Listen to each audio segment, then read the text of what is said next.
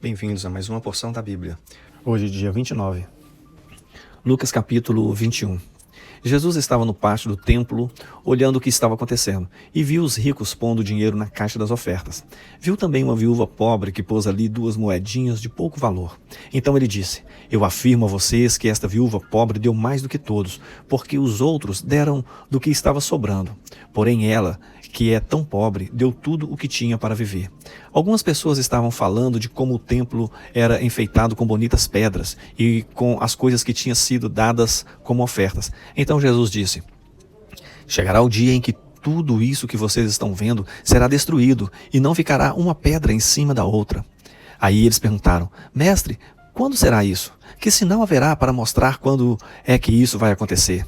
E Jesus respondeu: Tomem cuidado para que ninguém vos engane, porque muitos vão aparecer fingindo ser eu, dizendo: Eu sou o Messias, ou já chegou o tempo. Porém, não sigam essa gente. Não tenha medo quando ouvirem falar de guerras e de revoluções, pois é preciso que essas coisas aconteçam primeiro, mas isso não quer dizer que o fim esteja perto. E continuou: Uma nação vai guerrear contra outra, e um país atacará outro. Em vários lugares haverá grandes tremores de terra, falta de alimentos e epidemias. Acontecerão coisas terríveis, e grandes sinais serão vistos no céu. Mas, antes de acontecer tudo isso, vocês serão presos e perseguidos. Vocês serão entregues para serem julgados nas sinagogas e depois serão julgados na cadeia. Por serem meus seguidores, vocês serão levados aos reis e aos governadores para serem julgados. E isso dará oportunidade a vocês para anunciarem o Evangelho. Resolvam desde já que não vão ficar preocupados antes da hora com o que dirão para se defender, porque eu lhes darei palavras e sabedoria que os seus inimigos não poderão resistir nem negar. Vocês serão entregues às autoridades pelos seus próprios pais, irmãos, parentes e amigos, e alguns de vocês serão mortos. Todos odiarão vocês por serem meus seguidores, mas nem um fio de cabelo de vocês será perdido. Fiquem firmes, pois assim vocês serão salvos.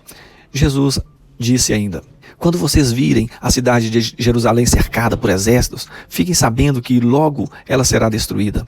Então, os que estiverem na região da Judeia, que fujam para os montes. Quem estiver na cidade, que saia logo, e quem estiver no campo, que não entre na cidade.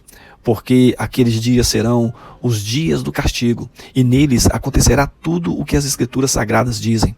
Ai das mulheres grávidas e das mães que ainda estiverem amamentando naqueles dias, porque virá sobre a terra uma grande aflição e cairá sobre esta gente um terrível castigo de Deus. Muitos serão mortos à espada, e outros serão levados como prisioneiros para todos os países do mundo. E os não-judeus conquistarão Jerusalém, até que termine o tempo de eles fazerem isso. E Jesus continuou: Haverá sinais no sol, na lua e nas estrelas. E na terra todas as nações ficarão desesperadas com medo do terrível barulho do mar e das ondas. Em todo o mundo, muitas pessoas desmaiarão de terror ao pensarem no que vai acontecer, pois os poderes do espaço serão abalados. Então o Filho do Homem aparecerá descendo numa nuvem, com poder e grande glória. Quando essas coisas começarem a acontecer, fiquem firmes e de cabeça erguida, pois logo vocês serão salvos. Em seguida, Jesus fez essa comparação. Vejam o exemplo da figueira ou de qualquer outra árvore. Quando vocês veem que as suas folhas começam a brotar, vocês já sabem que está chegando o verão. Assim também, quando virem acontecer aquelas coisas, fiquem sabendo que o reino de Deus está para chegar. Eu afirmo a vocês que isso é verdade. Essas coisas vão acontecer antes de morrerem todos os que agora estão vivos. O céu e a terra desaparecerão, mas as minhas palavras ficarão para sempre. E Jesus terminou dizendo: Fiquem alertas. Não deixem que as festas, ou as bebedeiras, ou os problemas desta vida façam vocês ficarem tão ocupados que aquele dia pegue vocês de surpresa, como se fosse uma armadilha, pois ele cairá sobre todos no mundo inteiro. Portanto, fiquem vigiando e orem sempre, a fim de poderem escapar de tudo o que vai acontecer e poderem estar de pé na presença do Filho do Homem quando ele vier. Jesus ensinava no pátio do templo todos os dias, mas à noite ia para o Monte das Oliveiras e ficava ali até de manhã. E todo o povo ia de madrugada para o templo a fim de ouvi-lo. Gênesis capítulo 38. Por esse tempo, Judá se separou dos seus irmãos e foi morar na casa de um homem chamado Ira, que era da cidade de Adulã. Ali, Judá ficou conhecendo a filha de um cananeu chamado Sua. Judá casou com ela, e ela lhe deu um filho, a quem ele chamou de Er. Ela ficou grávida outra vez e teve outro filho, a quem ela deu o nome de Onã. Depois ela teve mais um filho, em quem ela pôs o nome de Selá. Judá estava em Quezibe quando esse menino nasceu. Judá casou e o seu filho mais velho com uma mulher chamada Tamar. O Senhor Deus não gostava da vida perversa que levava e por isso o matou. Então Judá disse a Onã: vá e tenha relações com a viúva do seu irmão, assim você cumprirá o seu dever de cunhado, para que o seu irmão tenha descendentes por meio de você. Ora, Onã sabia que o filho que nascesse não seria considerado como seu. Por isso, cada vez que tinha relações com a viúva do seu irmão, ele deixava que o sêmen caísse no chão para que o seu irmão não tivesse descendentes por meio dele. O Senhor ficou desgostoso com o que Onã estava fazendo e o matou também. Então Judá disse a Tamar, a sua nora: volte para a casa do seu pai e continue viúva até que o meu filho Selá fique adulto. Ele disse isso porque tinha medo que Selá fosse morto, como havia acontecido com os seus irmãos. Assim, Tamar foi morar na casa do pai dela.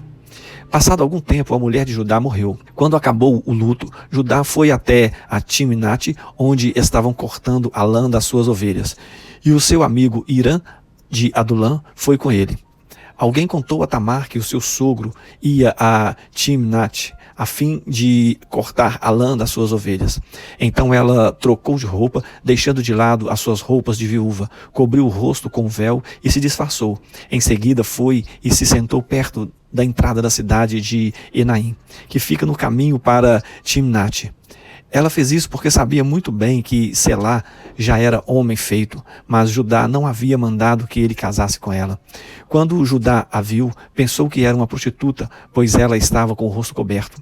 Ele foi falar com ela na beira do caminho, sem saber que era a sua nora. Ele disse: você quer ir para a cama comigo?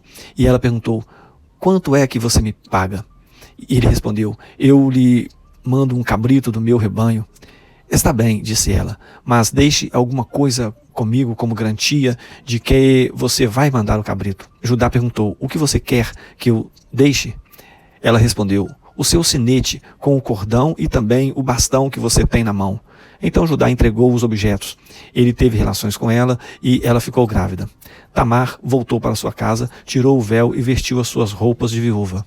Mais tarde, Judá mandou seu amigo Ira levar o cabrito e trazer de volta os objetos que havia deixado com ela. Mas Ira não a encontrou.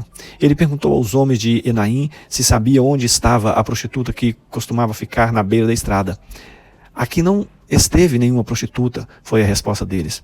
Ira voltou e disse a Judá: não encontrei a mulher, e os homens do lugar disseram que ali nunca havia estado nenhuma prostituta. Então Judá disse: pois ela que fique com as minhas coisas, assim ninguém vai zombar de nós. Eu mandei o cabrito, mas você não encontrou a mulher. Passados uns 3 meses, foram dizer a Judá: a sua nora agiu como prostituta e agora está grávida. Aí Judá disse: tragam essa mulher para fora a fim de ser queimada. Quando a estavam tirando da sua casa, ela mandou dizer ao seu sogro: quem me engravidou foi o dono dessas coisas. Examine e veja de quem são o sinete com o cordão e o bastão. Judá reconheceu as coisas e disse: ela tem mais razão do que eu, pois prometi casá-la com meu filho Selá, mas não cumpri a promessa, e nunca mais teve relações com ela. Na hora de Tamar dar à luz, descobriram que ia ter gêmeos. Quando ela estava no trabalho de parto, um dos gêmeos pôs uma das mãos para fora. A parteira pegou uma fita vermelha e amarrou na mão dele e disse: este saiu primeiro. Mas ele puxou a mão e o irmão gêmeo nasceu primeiro. Então a parteira disse: como você abriu o caminho? E puseram nele o nome de Pérez.